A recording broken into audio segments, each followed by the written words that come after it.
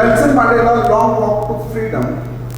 In the last class, which we have seen from book of First Flight, The Long Walk to Freedom, we left where Nelson Mandela on 10th May is ready to declare, 10th May 1994 is ready to declare South Africa to be a liberated, free country.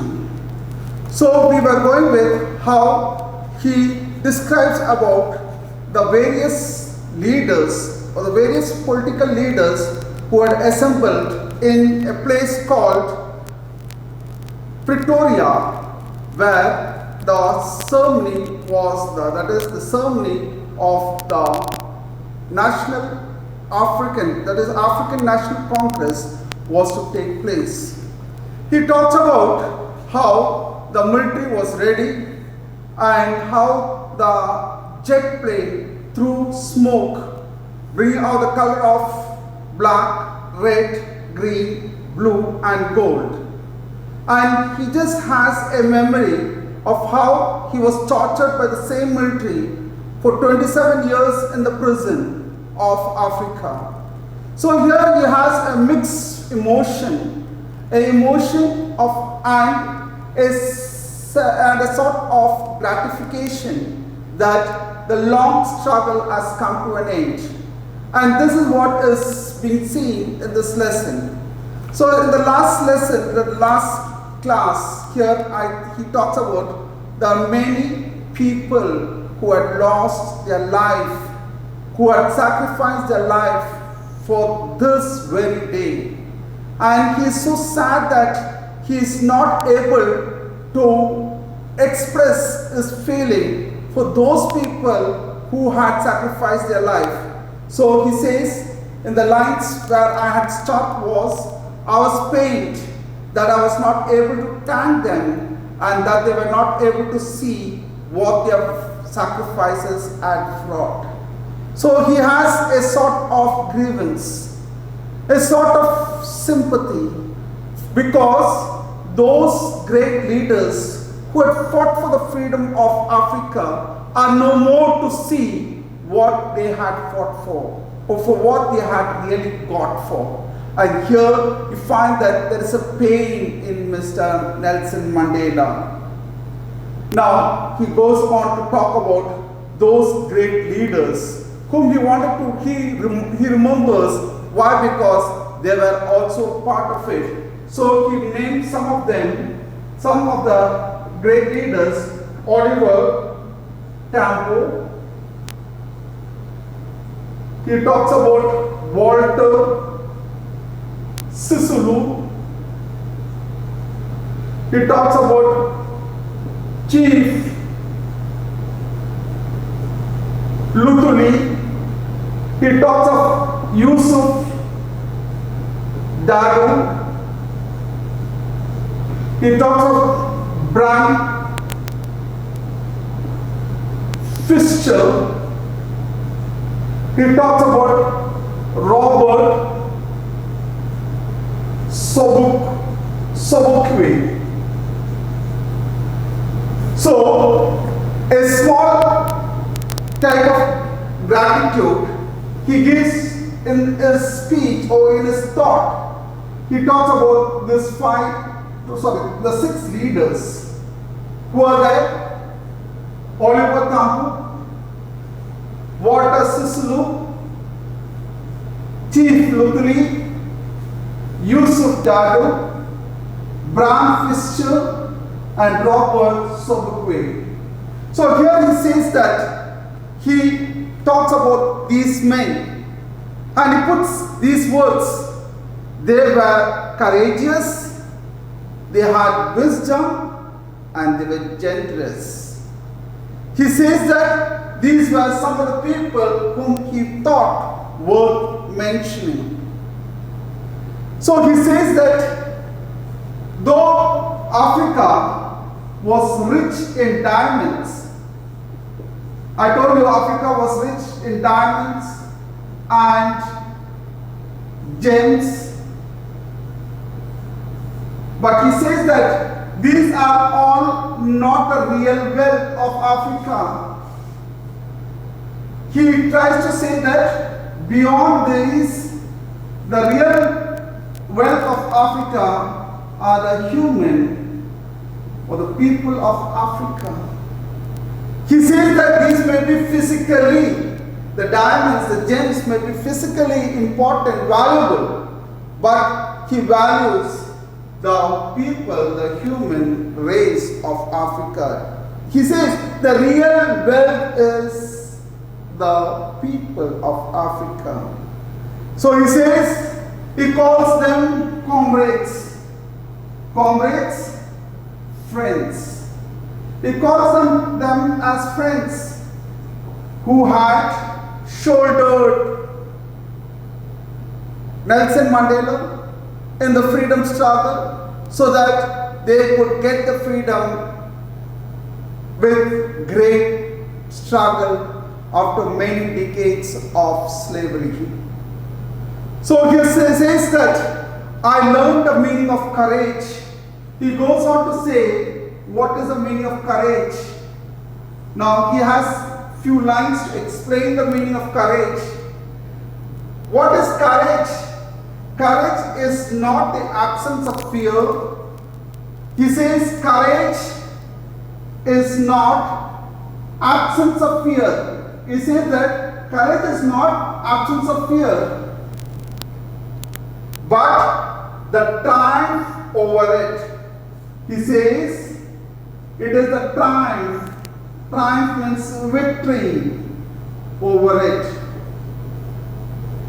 So how does he explain the word courage?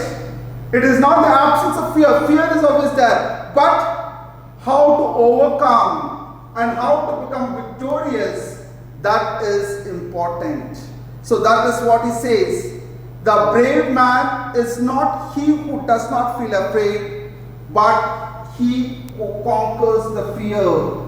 Then it goes on to tell who is a brave man. A brave man is not the one who is not frightened, but one who can come out and who can conquer the fear. So the one who can conquer the fear is considered to be brave. So there are two great explanations for this words. One is the word courage. What is courage? It's not the absence of fear, but what does he say? It is a triumph or the victory over fear. Then he goes on to say, who is a brave man? A brave man is not the one who is not afraid, but the one who conquers fear. So these are the two definitions which he goes on to emphasize who is a brave man and who is courageous. So then he goes on to say, no one is born hating another person because of the color of his skin or his background or his religion. He says, people is not, they are not born. They are not born to hate. But hate comes in the long run. You hate. Why? Because if they can learn to hate, he thinks that those people who hate can be taught how to love. See how philosophical Nelson Mandela was. He says, those who know how to hate can be taught how to love. And he goes on says, man's goodness is a flame that can be hidden but never extinguished. Again, a beautiful lines to be understood.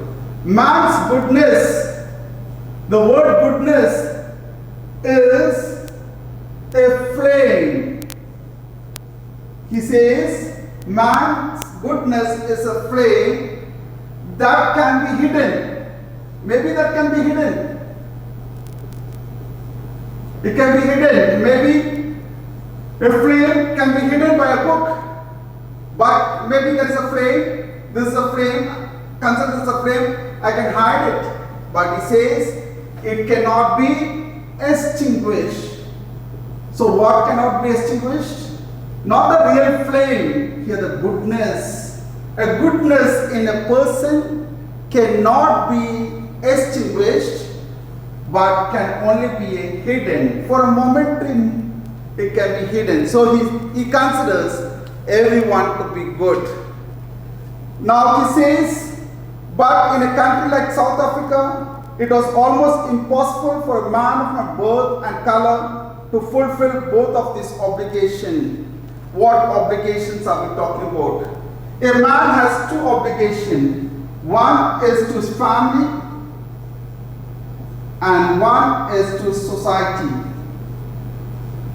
A man has two obligations. One to his family and other is to society. A man has his obligation, but at times what happens? You cannot serve both the obligations. Either the family comes first or the society comes first. Now he talks about himself. He had to choose whether it was a family or was it the society. So you find that there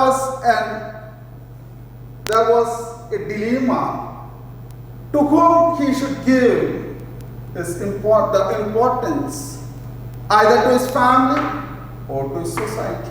So here he says, each man is able to fulfill those obligations according to his own inclination and abilities. But it was impossible for a man of my birth and color. Now again, deep in his thoughts, he talks about the color. The word color is in depth. It's really inside him. Being born a black, he says, man like me with this color cannot fulfill the obligation of both the family and the society. He had to choose. Because if he were to choose the society, he has to be away from the family. And that's what he says. Now he says, a man who tried to fulfill his duty to his people was inevitably ripped from his family. He says, those who had to give time for the society, invariably he is removed from his family. And he says that he was forced to live a life apart, a twilight existence of secrecy and rebellion. Why? Because if you were to be a freedom fighter, if you were to go against the oppressions, then what happens? He has to be in secrecy. He has to be hidden. He cannot give away himself. He cannot put his family in trouble. So he had to move away from his family and he had to suffer because his life was given to the society. So here he says, but I found that I was prevented from fulfilling my obligation as a son. He says, my fulfillment of obligation as a son gets crossed, as a brother gets crossed, as a father gets gone, as a husband he is not able to fulfill. That means he is torn apart from his family. Why? Because now that he has to be fighting for the sake of the society, for the upliftment of the country and for the society. So here he says, I was not born to be hunger, to be free. He says, I was not wanting to be free. Like every young boy, as I was trying to tell you in the small nutshell in the first part, every boy has his own right or thinks about freedom in different levels. Freedom not to do the homework. Maybe a young boy's dream, yeah, I don't have to do the homework and let me stand there and let my teacher not ask me whether my assignments are completed. That is the freedom a small boy, a school boy would like to do. So here I would like to have, he says, he would like to run, play in the field, no time bar, no one to tell him, no one to notify him, no one to ask him, and that is what for him as a small boy for him the freedom meant. So he says, it was only when I began to learn that my boyhood freedom was an illusion. What is a boyhood? He talks about the boyhood freedom to be an illusion. Illusion means that which is not existing. It cannot, because every freedom has its bound, or it is bounded by something else. So he says that it is an illusion. The boyhood freedom or the boyhood liberation, he says it is an illusion. He comes to understand. When I discovered as a young man that my freedom had already been taken from me, that I began hunger for it. At first as a student, I wanted freedom only for myself. As a student, he wanted freedom for myself, for himself, isn't it? When I talk about freedom, what do I think about? Me, myself, isn't it? I'm not bothered whether someone else is going to be affected by my freedom. To be laid out at night, to look at the starry or the starry sky, that may be the freedom which I long for. So here he says that at first as a student I wanted freedom only for myself. The transitory freedom of being able to stay out of night and do what I please to do, read what I please to read, and go where I please to go. Now, here he says that the freedom for a young man is, he thinks about himself, about his own life, not beyond that. I'm not bothered about the society. I'm not bothered my freedom if it's going to hurt anyone else. So here he talks about later as a young man in Johannesburg. Johannesburg is a place in South Africa.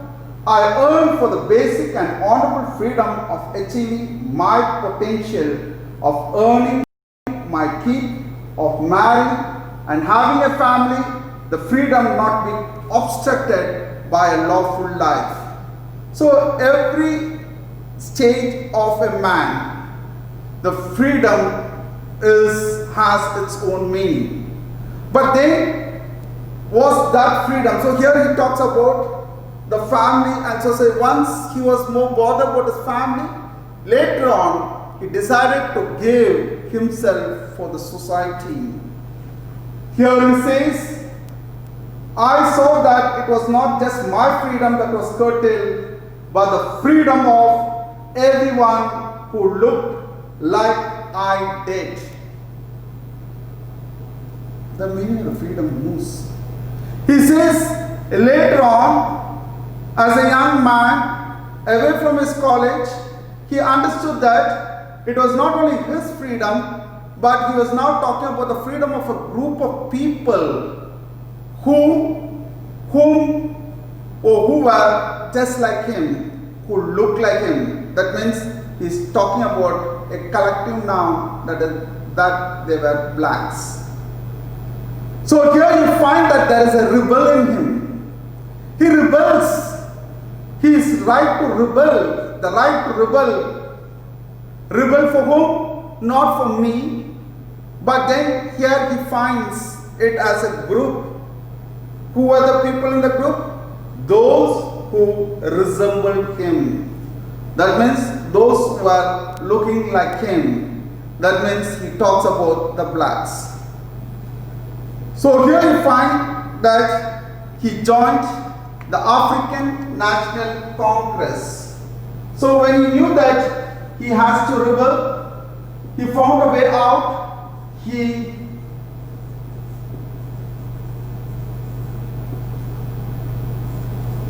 joined the African National Congress. Why? Because he thought there should be a group, there should be a movement, and he decided to join the ANC, African National Congress. And his hunger for freedom, for being liberal, for having the freedom for his own people, the liberty which he wanted to fight for, began to become animated in him. Entertainments became vibrant in him, became more fearful in him. And there we find that he that turned a family-loving husband into a man without a home, that forced a life-loving man to live like a monk.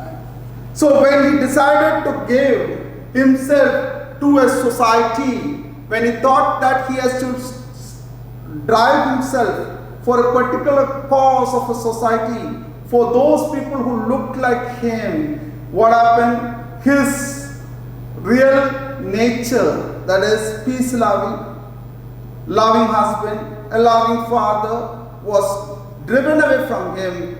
He now had to live like a monk like a saint. I was allowed when I knew my people were not free. Freedom is indivisible. The chains on any one of my people were the chains on all of them. So he says that there was a curtailment, a stop. These people were given a different picture. They were not allowed to have to do what they want. Maybe they were stopped in certain places. Maybe certain restaurants did not allow them. Certain hotels and motels did not allow them. So you find that there was a chain which was binding and not allowing the blacks to have their own ways. So here he says, I knew that these people were oppressed. Oppressed means they were not given their freedom. They were all oppressed. Now, the word oppression means they were not given the liberty to do what they want. And that has become a very vibrant, or that excited him to fight for the people of Africa. So here it talks about a man who takes away, I would love you to remember these lines, a man who takes away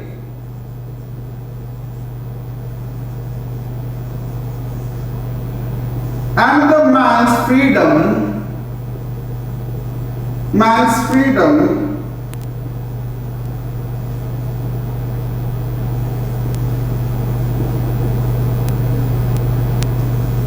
is a prisoner of hatred. Now I'll break these lines for you people. A man who takes away another man's freedom is a prisoner of hatred. Now if I hate someone, then only I take away another man's freedom. If I'm bounded by hatredness, maybe his looks, maybe his color, maybe his tone, maybe his attitude, and then what happens? Then I start hating. I become a prisoner. I am bound by hatredness. I am surrounded by hatredness. When I am surrounded by hatredness, what happens is I take away another man's freedom. A beautiful analysis of what is, how to take away another man's freedom. Today in our society also we find that when a person becomes a prisoner of hatredness, what happens? He take away another man's freedom. And there we find that, here we find that this is the attitude which the white people had. Now what has he to fight? He has to fight, and he had to fight so because he had to remove that man's hatredness for others. So you find that Nelson Mandela, in his lesson, in his biography, I can say it's autobiography, Long Walk to Freedom, he talks about the various emotions as a young man, how he was more bonded to his family, and when he thought about me and myself, when his vision was only very small, when he saw himself to a small percentage of himself, he was a family man. But when he looked into the society at large, he understood that there is some cause that he has to fight. And that when he decided that he has a cause to fight for the people who look like him, the people with dark skin who look like him, he had to fight for them. So what happens? He had to break himself, and he had to break himself from the loving father, loving son, loving husband to just be a mere monk. Why? Because he understood that he had to change the people who takes away another man's freedom. Why? Because that man or those people who hated other people they were prisoners of hatredness. They themselves were prisoners. They did not like, because they were surrounded by hatredness. So when they look at others, they were not willing to accept them as themselves. They were not able to accept themselves, the others as they were.